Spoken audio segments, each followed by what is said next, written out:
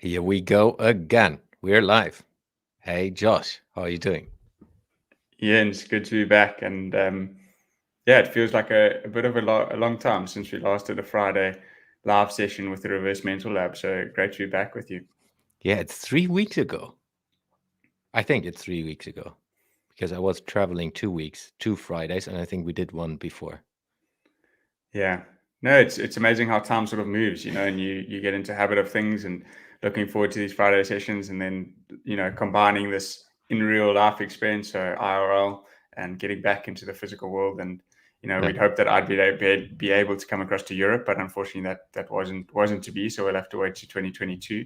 But you've been on some wild adventures, and I look forward to checking out your social media in the next little while to see some of your fun activities that you've been doing. Yeah. Yeah, and we will get you over. We will get you over to Europe or wherever we will be next year. We'll make Yeah, it happen to get a proper physical beer together. But let's yeah, we'll have to make it happen. But yeah, it's let's get good to be serious. back on. Let's get serious. Yeah, you've got the connector branding on today, so you're going to be connecting a lot of thinking and bringing Yeah. in some different things. And we've got maybe a slightly provocative topic to get our teeth stuck into today. So yeah, I don't know, Jens. Maybe after I just introduce it, you can kick us off with what it first sparked in your thinking. Yeah. But for those listening, first of all, is thanks for joining us for another episode of the Reverse Mental Lab, and live. If you are joining us live, it's awesome to have you with us. And the topic that we've got lined up today is sort of building off some of the thinking that we've done this week. So earlier in the week, Jens and I recorded a podcast around the year that we've spent and got to know each other through, and how we've done that in a virtual setting. And so today's topic is really about breaking the 9 to 5 and unlocking the value of young thinkers. And this is all packaged under what is the future of work. And the reason we haven't framed it around what is the future of work is because I think that there's a lot of research out there. People have spent a lot of time and a lot of money spending hours thinking about what is the future of work. And people have tried different models. As we now sort of come back into real life experiences, businesses are now forcing people to go into office for a set number of days a week. Others are forcing them to come back for 5 days of the week. Meanwhile, others are closing down their physical offices, reducing costs drastically, and going digital first. So, Jens, with that long introduction, what are some of the first things that popped into your mind when I sent the topic across to you? Yeah. Thanks again for organizing our brains before we go live. Though that I did a little small fuck up to schedule it at 11 p.m., not a.m., but that's how it works in my brain. Now, and that's maybe good as part of that 9 to 5. What is 9 to 5? Like, what is the future of work, and what is what is work in the future? I think is another topic we can dive into. So for me, when you sent that topic yesterday, it's like I think we we're kind of in a space right now which is changing things we all thought is normal to something completely different. And there have been movements over the last, at least I'm aware of it, 10 years, where people are looking into how can I break the 9 to 5. And Tim Ferriss, for example, who was writing a book about the 4 hour work week, and a lot of other movements which went into, hey, why do we work, let's say, provocative, our ass off in large corporations and literally have no time for family, have no time for ourselves, have no time for our spirits, have no time for our passions outside of work. And I think we're now in a place where we went, or we are still in a pandemic, almost 2 years now, where a lot of people have had the time or took the time to rethink their values, rethink where they are, rethink where they want to go, rethink their passions, their spirits. And at least what I hear over and over again, a lot of people are not into, hey, I'm going back into the grind, which is going to the office, driving, let's say, an hour, going there, being there at 9 o'clock, and then earliest leaving at 5, driving another hour and the whole day is gone and I haven't met my family. I haven't played with my daughter in my case. Um, and I think that's something that's going to change. And that's why I like the topic very much today and have a lot more to discuss that. Yeah, so it's interesting. I think that the very notion that, you started off by saying, what is 9 to 5? And you used the example of scheduling this for 11 p.m. CET. And, we both work across different time zones and we're both flexible in that way because of digital. Mm, It would be very hard for me in South Africa, you in Europe, to work across an East ET in America and PT in America and combine that with Asia Pacific. yeah, So how do you go about doing that, and what does it mean to have this fixed 9 hour day in terms of this maybe older way of work? And I think one of the things that I've been reflecting on is we sort of maybe had this notion of work being this structured thing that was part of our lives, and we didn't actually acknowledge how much of our lives were involved in working. And so that doesn't mean to say that by breaking 9 to 5, we're saying, hey, we want to stop working hard or we want to stop giving our all on those things. We're just saying, hey, were we maybe thinking about it incorrectly? Were we maybe thinking about it in an inefficient way, which meant that we time boxed it and then we got upset with ourselves when we worked outside of that? mm, But I also think that this throws in that concept of what is life balance as well. And that concept of work-life balance, which some people try and do. I'm not a big believer of that. I think that balance is never 50-50. There's 70-30, 80-20, 90-10, depending whichever way you look at it. But mm, I think that, like you so well phrased, Jens, is people have now had the time to rethink this space. And I think that we maybe didn't do enough of that in the past because we had this notion of saying, hey, we must work, work, work. And if we didn't work, work, work, we would fall off the wagon and or fall off the treadmill. And if you fall off the treadmill, how on earth do you get back on? And I think COVID, this will be even more provocative, but I think that the world needed COVID. And some people will say, "Jeepers, Josh, what are you saying?" But I honestly do believe, and I've been thinking quite deeply about this in terms of the last 24 months, we did need a reset, and we yeah, do need many more resets to move forward. And so my hope is that we'll actually take some of these learnings and not go back to the things that we did before without thinking through why we're going back to doing them. yeah. I would like to go deeper into the timeless part and like being in this rabbit hole or maybe more hamster wheel. Um, I believe it's mindset. As first and foremost, it's mindset. And I give an example from myself because I think there's no person in the world who is putting pressure on me. Um, and at least not higher pressure than I put myself on me. And because I'm running my own businesses, um, working on my own, I'm putting a lot of pressure on me. That sometimes means I'm working from, let's say, if we take times from 5 o'clock in the morning until at least 10 o'clock in the evening. And why do I do that? It's yes, I have passion for what I'm doing, but it's also I'm putting the pressure on myself. And that's not necessarily healthy and that's not necessarily always bringing outcomes. It's just what I thought is needed in certain times, especially this year. But then what I've realized is I'm putting the pressure on me. There's no one else. And what if I step back and say, hey, I take the time and listening to go for a walk and listen to a podcast in between, which gives an opportunity for myself to give give my brain rest in a completely different way. Or instead of doing very early morning sports, I'm doing sport in between, which you can do if you're an entrepreneur. You can decide all the times on yourself. And I think that's why I say mindset, because in the end it's like I need to allow myself to do it. Nobody else is saying no, you should not go out running because you should be in the office.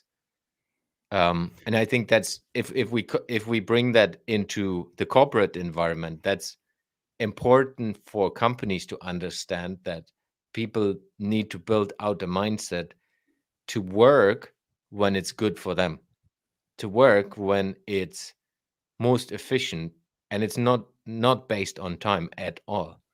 Because I can work 24/7 and get less output than if I work, let's say, 2 days a week from a time perspective. And I've seen it for myself. I'm way more efficient right now and working less hours than, let's say, a couple of weeks ago, where I was grinding through a couple of things. And that's why I say it's mindset as a starting point. So I would agree with you on that, and I'd also just pull a bit harder on that thread of output. And I'd say that, maybe bigger organizations don't pay enough attention to this notion of output. And there are various reasons for that, potentially just around the way that output is measured, the way it's managed. How do you manage or measure output of key individuals inside of a business?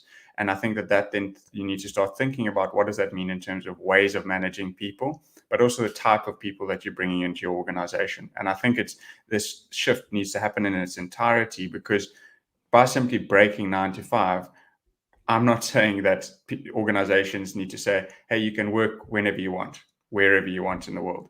Because I think that there's no framework, there's no accountability, there's no responsibility. So it's great to say, yes, we need to focus on outputs, but that will mean different things for different people. And I think it's tuning into what that means will help people break the 9 to 5 mindset. Because if you think about it from a responsibility and accountability perspective, is for those who follow me on social media, and you've connected with Jens either via his newsletter or followed him on social media, you'll see that I've got quite an interest in what's happening in the crypto space at the moment and how that is being built out. And this morning early, when I was scrolling through crypto Twitter, I was commenting on some of the things where people were saying, what do we need to do to allow DAOs, which is a decentralized autonomous organization, to be successful? And Jens and I have discussed this offline, but just around the A inside of DAOs, autonomy. And I think it fits incredibly well in terms of thinking about breaking 9 to 5. How do you enable individuals to be more autonomous? How do you enable teams to be more autonomous? And what does that mean in terms of the outputs that you're tracking and looking for? Because if you shift your mindset rather than saying, hey, I need to spend a fixed time at work to a fixed output, even that just small change requires a lot of restructuring, but it also can open up your mindset to, like Jens mentioned, give yourself more free time, give yourself time to spend with the family, but also at the end of the day, actually make you more effective and more productive in terms of the work that you need to do. Yeah, and I think that's something which is, for me, the whole thing is the model, if we call it model, the work model is based on societal norms in the moment. So it's like, if you grow up, you go to school, you have to be successful, or you seem to have to be successful. You need to go to school, then you go to secondary education, whatever you do, go studying depending where you are in the world. And then you need to start to work. That's like the normal life of many, many people right now. And then inside the work environment, you're in a work relationship where someone else is telling you what you have to do, how you have to do it, when you have to do it, and all of that. That's the work system over the last plus 100 years. And I think, like you said, with the new way of thinking, which means the new opportunities we have from a technology aspect to work across time zones in an asynchronous way, but in the end get the same things done. With having this technology, it enables things completely different. There are people who are dropping out of school who are super successful in that space right now because it's emerging. And I think it's also that people or especially young people are used to follow the footsteps of the parents. The parents are guiding them, which is all fine, but is it then doing the same thing, or doing, is it more about doing something you're extremely interested in? I was talking to someone yesterday where I said, hey, our kids today, my daughter is getting 4 in 2 weeks, and the person had, I think the kids have been 14 or something, so early teens. And I was saying, hey, they might be YouTubers in the future. There might be people who are working with NFT art, and she was reacting like, oh my god, I hope not. I tried to do everything to get them into a normal track. So there you see is like a very, very old model way of thinking, which I think is normal. Like we all have that still because it's so new. And that's a space we need to learn to accept and learn to discover, specifically if you're not exposed to it yet, because it's so early. um, though that there have been already, like I mentioned, with the book The 4 Hour Work Week, or the the tribes, let's say, who are kind of the digital nomads who are traveling around the world and spending 5 months here, 5 months there, with families, without families. There are a lot of people doing that already, but it's, if you take the total economy or the total world population, it's like a minor percentage in the moment. Mm. And I think that's something we all need to learn to say, okay, there's a model that's existing, that's established, that has worked over the last plus 100 years, and there are new emerging things happening. And that's specifically for me as an innovator, that's the exciting thing, because it's very, very, very early that technology is enabling you to do things. And now having the pandemic, which has pushed all of us into a digital environment, due to that you're not allowed to leave your home, or you're not going into the office anymore. So we're getting used to different ways of exposing us to technology and different ways of working. And some of us have experienced that as a relief of, hey, this is amazing. I can work from home. I don't need to travel 1 hour to the office. I don't need to be in the office 5 days a week. I can do things Yeah. in between. And I think that's slowly scratching the surface of, hey, there's something more, and that life is more than work. Mm. So there's a saying that a mentor of mine has, which says that work equals life equals work. And it doesn't mean that we are now prioritizing our work over our life. All we're saying is that it's part of, and Mm, it's actually an essential part of who we are. And a lot of people, when you introduce yourself, may say, "Hey, what do you do?" or "What company do you work for?" And there's a certain identity that's linked to the size of company or the type of work that you do. And I think that we need to break that, and that will happen in the next couple of years, I think. But just talking now specifically, Jens, about the examples that you're using about working across different times of the day, working across different time zones, and saying, if you think about that from an organization perspective, I personally don't think that organizations that work in fixed time zones anymore are going to be able to attract and retain the best talent. mm, And what I mean by that is, if you look at where shifts are happening inside of the world at the moment, you can have a person sitting in Singapore that's passionate about something, but that company won't employ that person because they're sitting in Singapore, or they won't employ that person because they're sitting in South Africa. mm. And now you need to think about this quite carefully, I think, because you've got this access pool now to global talent, which potentially 12 months ago and maybe 24 months ago, people weren't even thinking about. I think 12 months ago, people were thinking about, hey, I can maybe go back to this way of operating where I can get someone to get on a plane and come and live in a set location. Yes, that might still work, and organizations will still do that because they are some of the biggest in the world. But now we're talking about, where are the innovators going to be sitting? Where are the change makers and the change drivers in the world going to be sitting, and what are their interests? And if organizations don't understand that they need to break the 9 to 5 model to unlock the talent and the power of young thinkers coming into the workplace, they're going to get left behind. Yeah, And that might sound like another provocative statement, and maybe it's Friday, that's why I'm being so bullish on these things. But what I'm trying to say is, when you think about 9 to 5, is we've come in, and you mentioned it, with these fixed societal almost dependencies or models that have brought from previous generations. Now, if we don't think carefully about what are these tools and what are these spaces that we've got access to in today's world, and we're not using them and not being aware of them, then we run the risk of getting left behind. yeah, And it's not necessarily, it's never black or white. There's a lot of gray inside of the world. And it's understanding that gray area and navigating it. Like you mentioned, both of us, we've learned to navigate different time zones. You're sitting an hour behind South Africa today. I'm connecting with people in America who are talking to me at 1 a.m. in their morning, at 7 a.m. South African time. And it's being conscious of that space. Also bearing in mind that, hey, if you're having a meeting at 12 p.m. American time, 6 a.m. South African time, that person's just about to go to bed. They're in a completely different mind frame to the Mm. frame that I'm waking up in. So what does that mean in terms of ways of working, types of communication, the notion which we engage, the type of work that we ask to be done, when, during the week, all of those types of things. So many rabbit holes that we can go down there. But I'm going to bring us back out and say, practically, Jens, what does it mean for innovation when we're thinking about breaking 9 to 5 and potentially also bringing young thinkers into that world now? It's a good question. Maybe before I go into that, I still have a rabbit hole. I can't go out yet.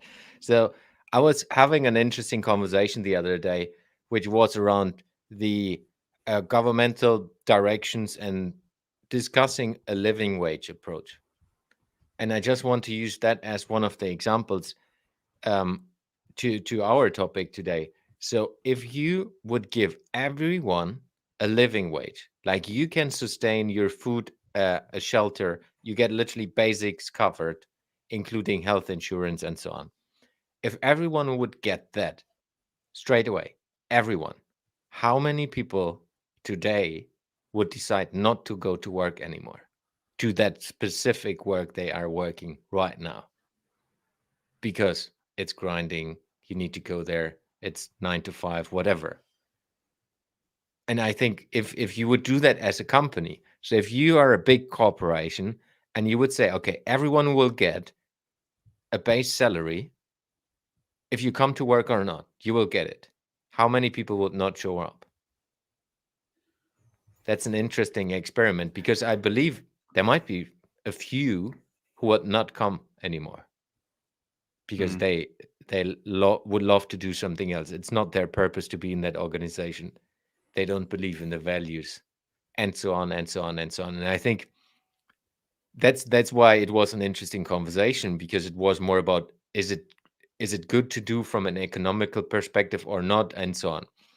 But I think if we now link that to different understanding of different models, if everyone will get that from the state or from wherever, this base salary or living wage, um, what could be enabled in this society in completely different ways? What other models could evolve in making the world a better place? Which I think a lot of organizations are just there for creating more consume. It's not about doing something better in the world. And that's Yes, and maybe, yeah, go ahead. that just what you said there about consuming. So in a tech perspective now, there's this concept called minimal extraction. Hmm. So it's got to do with crypto, and I'm not going to go down that rabbit hole, but essentially it's saying the protocol and the rules essentially run in the way that it's minimally extracting. So what I mean by that is it's taking as little as it can from what's actually being done. And that's around the ways of working, the constructs that are built out. And to maybe tie this together, I'll say that, we've been operating in a world where we've got digital tools, but we haven't had digitally native and digital first organizations. Hmm. So we've been trying to combine these two worlds where you've got physical, and physical is very, very important. As Jens will testify to, his experiences in the last 2 weeks make up for 2 years of not seeing a person. And that's phenomenal, because you've got physical set time that you're spending together, but you've got a physical world and a digital world. How do you combine the two? And the answer is, like I mentioned in the beginning of this conversation, about understanding people from the bottom up. So what are people's motivations? How are they approaching work? And I think, Jens, the example that you used about UBI, so universal basic income, whether you didn't frame it around that, you sort of said, what does it mean to think about that base level that everyone is operating off, and how might that impact people's motivations or desires to show up and do work in a different thing? And that sort of also ties into, what does it mean to help people unlock their motivations, or to help unlock their ways of thinking? And if we just take a step back and we think, we've probably all had an example like that, where we've been doing work that maybe we're not too motivated to do, but we do it anyway because we know that we've got to do it because you've got to get paid. And so if you think about that, if you separate the two now and you say, okay, well, let's think about that. What are those two things we're thinking about? How do you more closely align incentives to the work being done? And what might that do, especially now with a lens of unlocking young thinkers in this future world that we're navigating? Yeah, and I think that's for me the link to innovation. That's like, because for me the base point of innovation is like looking ahead, saying, hey, there are things changing, there are behaviors that's going to change. How can I work with that perspective of the future and look into how can I utilize that today?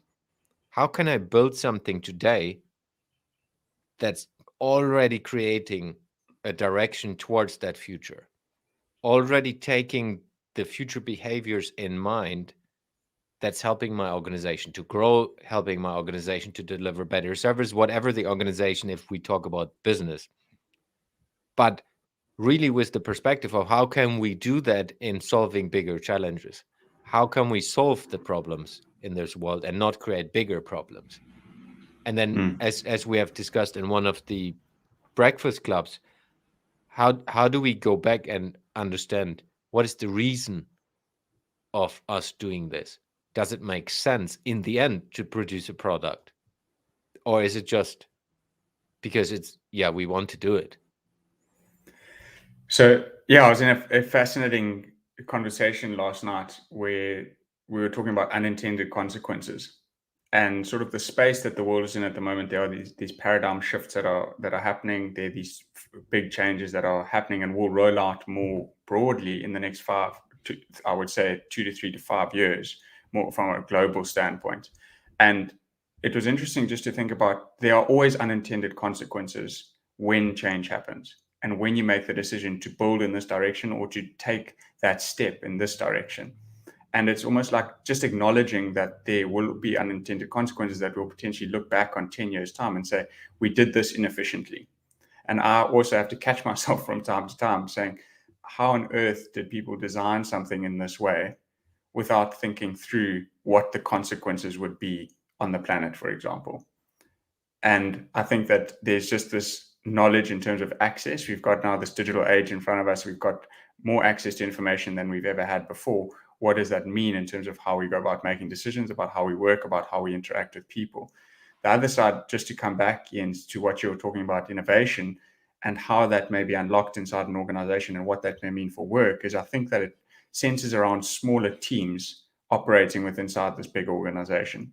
So in the past, organizations were brought together, everyone was put under one roof to sort of have this sense of control, to have an easier sense of communication, to bring people, align them behind the set vision, and then they execute and they drive the ship forward.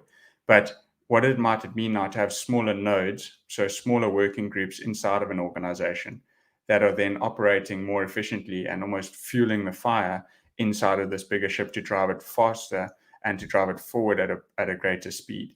And they are sort of, maybe some are working slower than others, and that's fine. We're not saying that everyone needs to work at the same pace, but I think that maybe if you think about those smaller teams and what that may mean for bigger organizations around the world, you're not necessarily losing control. You're just descaling and de-escalating the control to different levels. So you're almost distributing it within inside the organization rather than keeping it super hierarchical and super structured. Yeah. And there have been a lot of tests, specifically in the innovation space over the last, I would say, at least 10 years, where it's proven that having smaller teams focusing on specific things is better.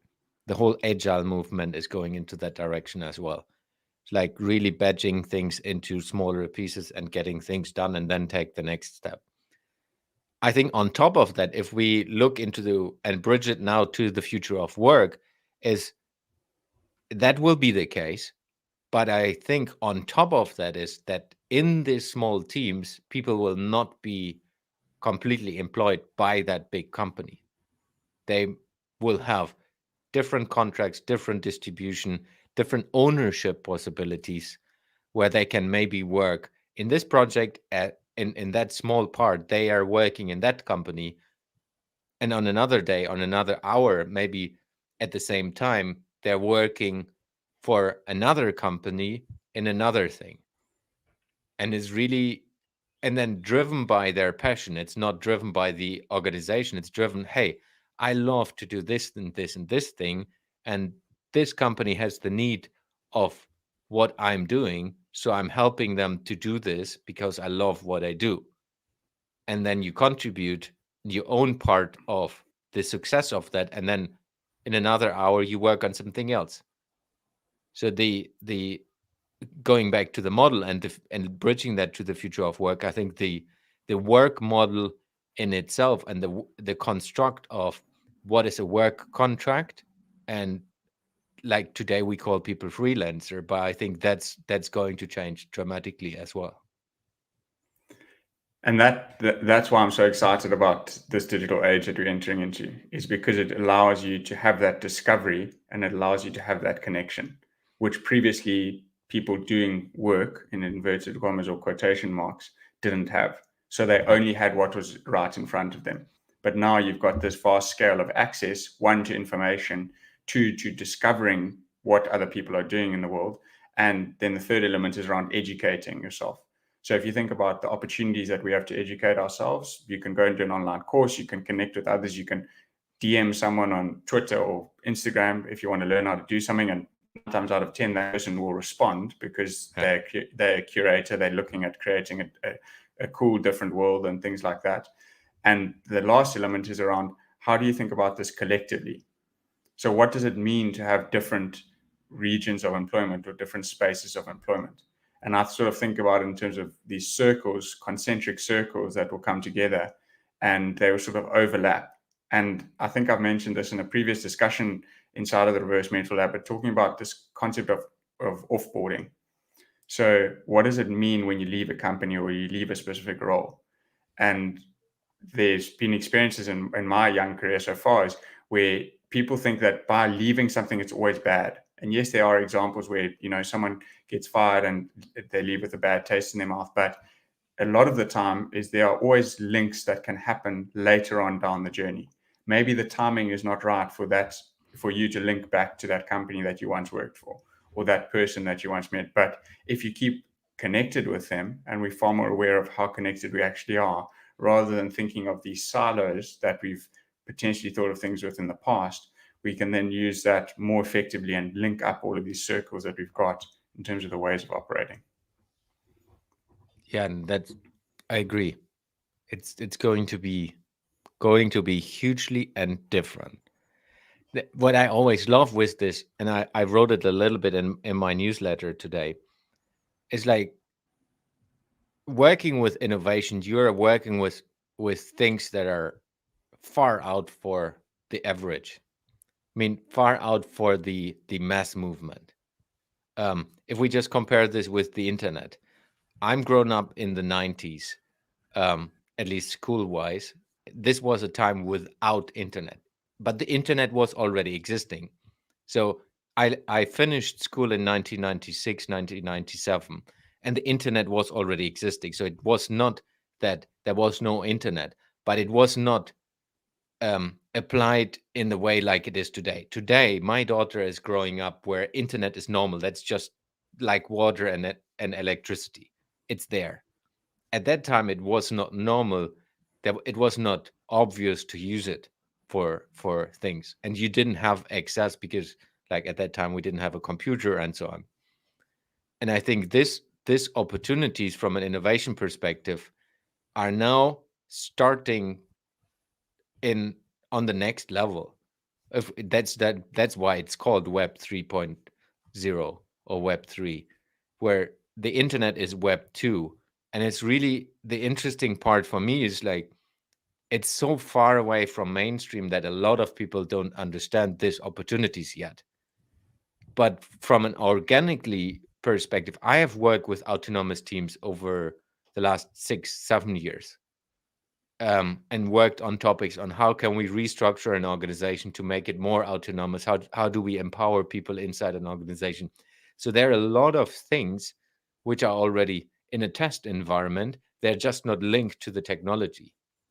So the technology is growing now, and like we said in the beginning, or at least before recording, it's still 2 to 3 years out. to get into mainstream. And I think in 2 to 3 years, it's maybe scratching the early part of mainstream. But if we Mm. just that's why it's so fascinating for me as an innovator working with things that are still far out and nobody is really getting it, or let's say a small amount of humanity is getting it and is going into it and trying to figure it out.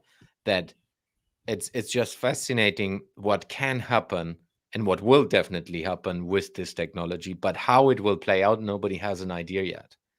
But I think if we link this human aspect and like we said, the generational exchange with that power of that new technology rising, it's fascinating of how this can unleash a lot of things in organization if you connect the knowledge of experienced thinkers with the young thinkers, as we call them, in this reverse mentorship perspective, where you it's even more important if you go into that environment that people who are native with that technology, native in understanding how this works and how to apply it, with people like who have no idea, they're still struggling with Web 2 on how to use the normal internet.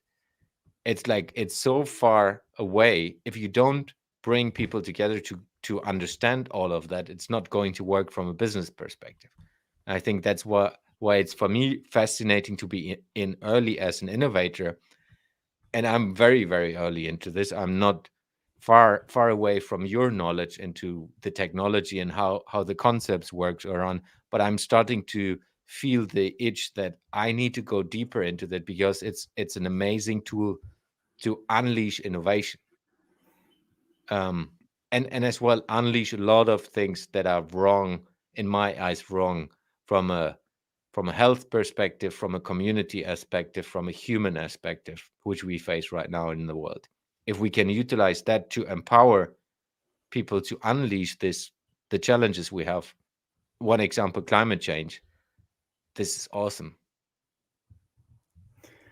Yes, I've just had a bit of a an epiphany in terms of thinking about the blockchain and crypto and the ethos behind it and whatnot. And at its core, and I'm not going to go into it now because I know that we tight on time, but I'll just say that I think that the lessons from blockchain and crypto have been hiding in plain sight, and we've actually got them right around us in the world.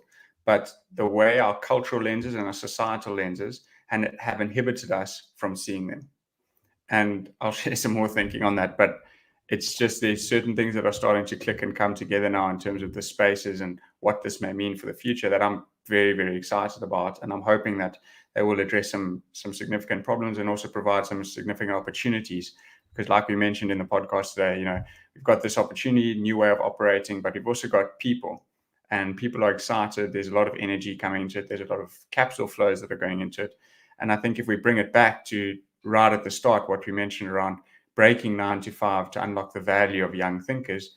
And it's in that very notion of you've almost got to think about evolution as you've got to break something to move forward.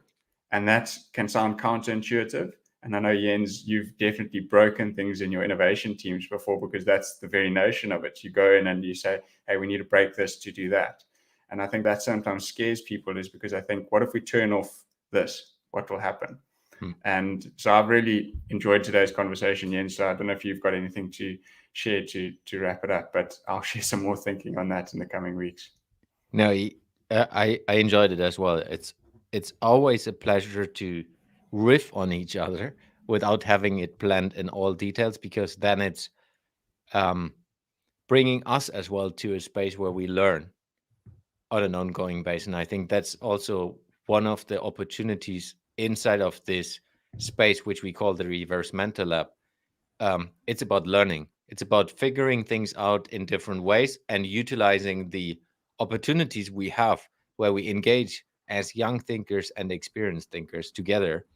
And how amazing would that be for an organization that they would say, hey, let's tag team this.